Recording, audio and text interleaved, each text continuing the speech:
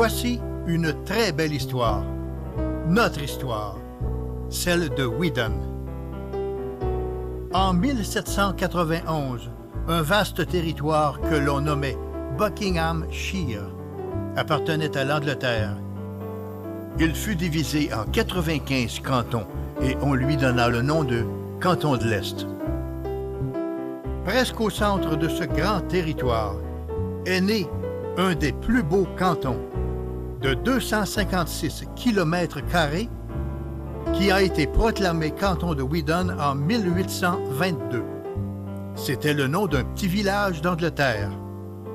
Cet endroit de rêve, presque totalement vierge, est couvert de forêts denses et de plusieurs lacs, traversés par de nombreuses rivières, dont la fameuse rivière Saint-François, qui était empruntée par les nomades Abénaquis pour voyager. Voici l'histoire de Weedon et de ce qui s'est réellement passé. En 1835, le gouverneur anglais octroie une concession de 202 hectares, soit environ 500 acres, au major Toussaint Hubert Godu pour des services militaires rendus au cours de la guerre canado-américaine de 1812. Mais même si l'endroit était un paradis pour les chasseurs et les pêcheurs, l'éloignement de tout a forcé ses engagés, Alphonse Girard et Charles Dominique, à abandonner l'entreprise de leur maître. Le projet de défrichement a finalement avorté. Quelques années plus tard, un brave homme du nom de Germain Biron, qui venait de Westbury, a eu un rêve, celui de s'installer à Weedon, en pleine forêt, avec la ferme intention d'y rester. Germain et deux de ses fils, Louis et Raphaël, âgés de 13 et 15 ans, entreprennent alors ce voyage d'environ 30 km en longeant la rive sud de la rivière Saint-François. Après une exploration minutieuse des abords de cette belle rivière, ils choisissent un endroit de l'autre côté du cours d'eau. Avec les outils qu'ils ont apportés sur leur dos, ils commencent à défricher un lopin de terre sur le lot 15 du rang 5. Après la construction de ce qu'ils appelaient leur château, une maison de bois rond, Germain et ses deux fils retournent chercher les autres membres de la famille pour s'installer définitivement dans leur nouvelle demeure. C'est ainsi qu'ils sont restés isolés pendant 6 longues années dans la forêt, occupés à abattre des arbres, à vivre de chasse et de pêche, à réaliser quelques semailles et à élever quelques animaux de ferme. Heureuse nouvelle, au cours de l'hiver 1847, 2 nouvelles familles arrivent au canton de Weedon, à quelques arpents de leur domaine, celle de François Brière et de Jean Caron. Germain et Élisabeth ne seront plus jamais seuls avec leurs enfants.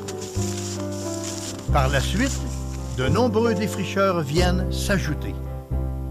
En 1848, Pierre Fournier, un nouvel arrivant, construit un premier moulin sur la rivière Weedon, près de laquelle d'autres colons choisissent un lot.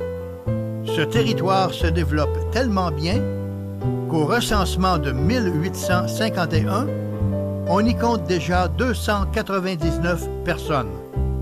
En 1854, la population érige une première chapelle. Puis, en 1856, une première classe s'organise dans le presbytère encore inoccupé. 2 ans plus tard, une première école est construite dans ce que l'on appelle le vieux village. Les gens proviennent principalement de la région de Saint-Hyacinthe. Il est annoncé que d'autres terres sont disponibles dans notre canton. Le message se transmet rapidement dans la région mascoutaine. À la fin de 1862, après la venue de plusieurs missionnaires, l'abbé Gouin, un premier curé résident, s'installe dans cette nouvelle paroisse. et en 1863 inaugure les premiers registres de Saint-Janvier de Weedon. Il décède malheureusement au cours de la même année, à l'âge de 29 ans. C'est précisément en cette année, 1863, que débute officiellement l'histoire de notre patelin Weedon, notre fierté. Dans les années qui suivirent, la région connut une explosion du secteur agricole. Le développement du canton se fit grâce à la construction de routes, du chemin de fer, de barrages, de moulins, de fonderies, de fours à charbon de bois et de plusieurs commerces, dont la coupe, la conservation et la distribution de glace pour les glacières familiales et commerciales. Puis, ce fut l'exploitation de carrières et de mines, la mise en valeur du bois et de la forêt, l'apparition de la drave, sans oublier l'essor des loisirs et du sport pour un développement des plus prospères. Un grand merci à tous nos bâtisseurs pour leur courage et leur créativité. Lorsque nous parlons ici de bâtisseurs, nous incluons évidemment leurs femmes et leurs enfants qui, eux aussi, devaient abattre de très lourdes tâches. Aujourd'hui, après plus de 150 ans, nous avons su conserver notre patrimoine. Cette histoire devra être transmise à tous nos descendants afin de ne jamais oublier d'où nous venons et nous servir de ces exemples pour décider de ce que nous voulons pour notre avenir. C'est pour toutes ces raisons que nous sommes si fiers de notre canton, Weedon. Ici, c'est notre paradis.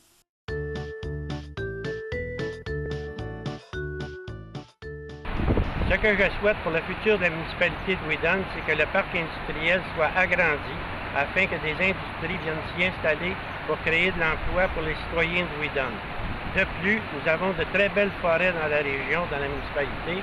Elles doivent être aménagées et à cette fin, il faut avoir une scierie fonctionnelle dans le secteur de Saint-Gérard. De plus, il y aurait des possibilités de répartir les mines de cuivre dans le secteur de Fontainebleau. On devrait aussi aménager un quai au débarcadère à bateau à Saint-Gérard et remettre la voie ferrée fonctionnelle en l'utilisant pour faire une piste cyclable. Avec tous ces projets, le futur de la municipalité de Weedon est assuré. J'éprouve beaucoup de satisfaction et une grande fierté quand je constate l'évolution de la Société d'histoire de Weedon. D'un petit noyau de quelques personnes que nous étions il y a plus de 31 ans, nous formons maintenant une belle grande famille et je suis comblé. Merci à toutes les personnes qui se sont dévouées et qui continuent de le faire, qui ont fait preuve d'une grande persévérance pour accumuler tous ces documents. À la relève, je voudrais exprimer le souhait suivant. Vous avez maintenant beaucoup de documents d'archives, des contrats, des photos anciennes que nous avons accumulés au fil des ans. C'est à vous maintenant de faire connaître ces trésors de notre passé. Je vous souhaite une agréable continuité avec beaucoup de plaisir. Bravo à la municipalité de Weedon et bonne festivité du 150e.